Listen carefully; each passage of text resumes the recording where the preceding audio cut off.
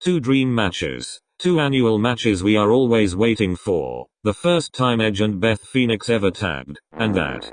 The 2022 Royal Rumble really is something to get excited over with the amount of speculation going on, so let's start.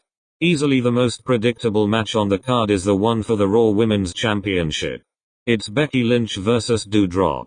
There's absolutely no way that big time Bex is losing her title. Doudrop hasn't been built as a worthy challenger in the slightest, and her winning isn't going to work, especially in the lead up to WrestleMania.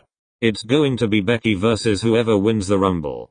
Speaking of the Rumble, there are three people who have a chance at winning. One of these is Bianca Belair. They might want her to be the first woman to win 2 consecutive Rumbles, and there is the story of Becky avoiding her.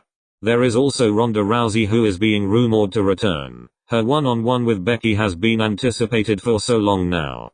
And the other hasn't been talked about enough.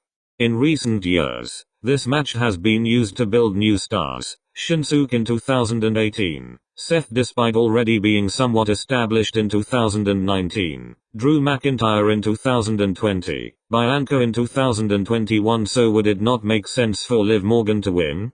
She has lost an awful lot lately, which is typical booking before a big win such as one at the Rumble. Then she can have her big moment defeating Becky at Mania, just like many fans have been wanting to see for years. My top pick is Rousey, second is Morgan, and third is Bianca. I'm counting any of the three if they're right.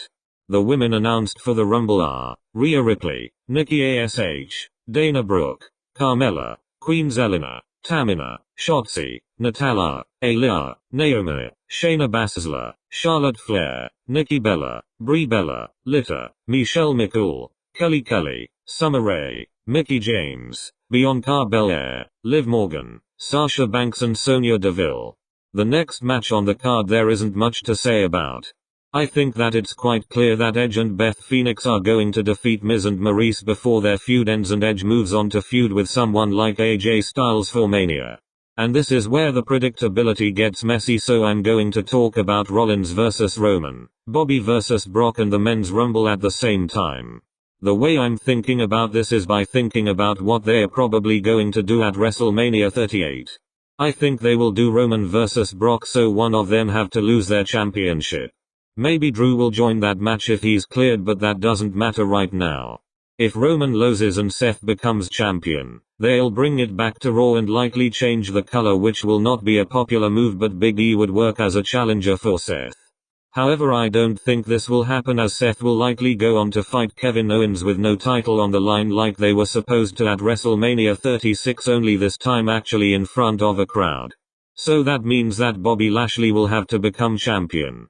Maybe that comes as a result of Roman interfering and costing Brock the match, but will still result in Bobby as the new WWE champion, and I don't mind seeing him going up against Big E at Mania.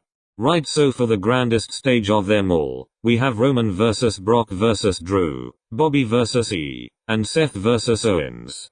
Right, okay, so Roman will retain, Lashley will become the new WWE champion, and my top 3 picks to win the Rumble are Big E, Brock Lesnar as a surprise entrant after losing his championship, or I dunno, Johnny Knoxville. I don't see anyone else winning, so I think my third pick will be Roman in case he's the one losing his championship. The people announced for the Men's Rumble are Angelo Dawkins, Montez Ford, Rey Mysterio, Dominic Mysterio, Austin Theory, Johnny Knoxville, Sheamus, Damian Priest, AJ Styles, Big E, Happy Corbin, Madcap Moss, Sami Zayn, Kofi Kingston, Kevin Owens, Omos, Randy Orton, Riddle, Chad Gable, Otis, Bobby Roode, Dolph Ziggler, Shinsuke Nakamura, Rick Boogs, and Ricochet. Hopefully my predictions are better than that of last year.